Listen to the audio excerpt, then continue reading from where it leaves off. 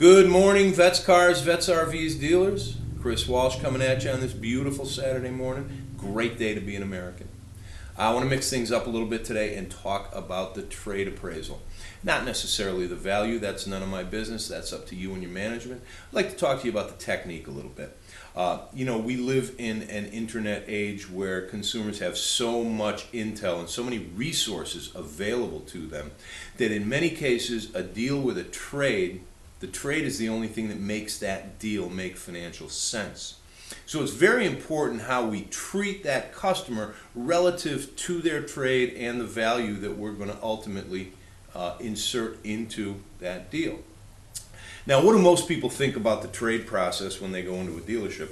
Well, the average consumer thinks, okay, guy says, give me my keys, he's going to go out and get my registration, take some numbers off the vehicle, and they're going to put some numbers together, and they're going to hit me with a figure, and they're going to have to scrape me off the ceiling.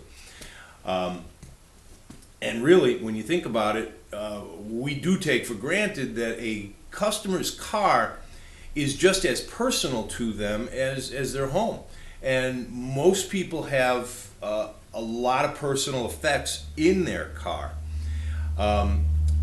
What I always told my guys is, listen, don't ask. Say to your customer, please follow me. I have to go out to your car. I have to go in your glove box. I have to go in your center console. I need to get your registration. I got to get your VIN number and your miles. What this is doing, not necessarily in an overt way, but in a semi-subconscious way, is it's saying to the customer, I'm being courteous and respectful of you and your personal space, and I do not want to invade that personal space without you being there. Now, we have all been trained for generations in this business as to the silent appraisal. When you get the customer out there and you're looking at the crack in the windshield or the dent in the quarter, or the tires are wearing uneven or whatever, and you're giving the customer the impression that you see what is wrong with that vehicle. So when you do present him with a value, the customer knows you saw what you saw.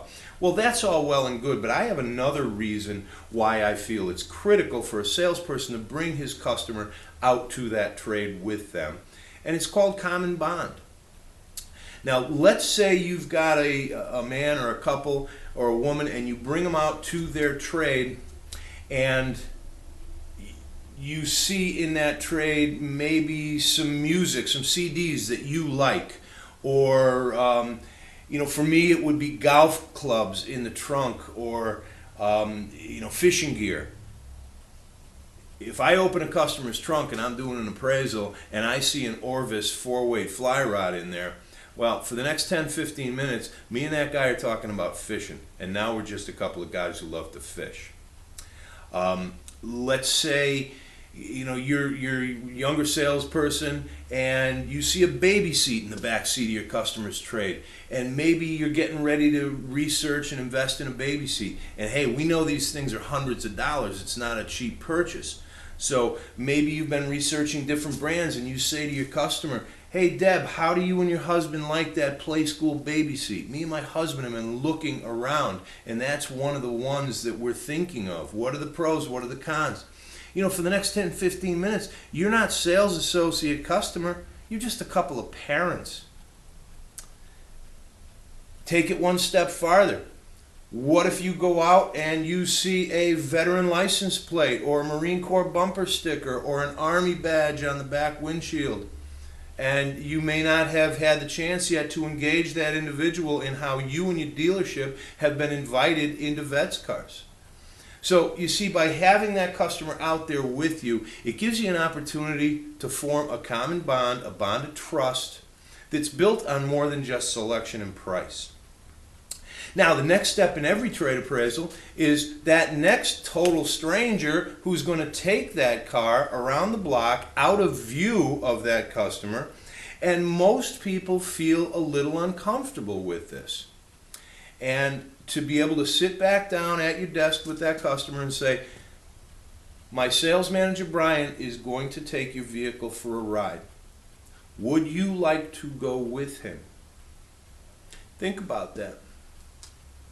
Now, I can almost guarantee you 99% of every customer you ask that to will say, no, that's okay. And again, they will not overtly recognize that as a gesture of courtesy and respect, but subconsciously they'll file it away and remember it. And I'll bet you any amount of money, if that customer has been shopping, or if for whatever reason you don't make the deal and they go to another dealership, the people at the other dealerships are not doing this. And at the end of the day, what's sales all about? Setting yourself apart from the competition. What do you and your dealership have to offer that your competition doesn't? So give it some thought. It's just a way to turn the trade appraisal into an opportunity to bond with your customer and solidify that bond of trust that, again, is just, it's a number one important in our business today. So I hope you'll consider using this tip if you don't already, and have a great day, and do not forget, thank a vet today and every day. Take care. Talk to you next Saturday.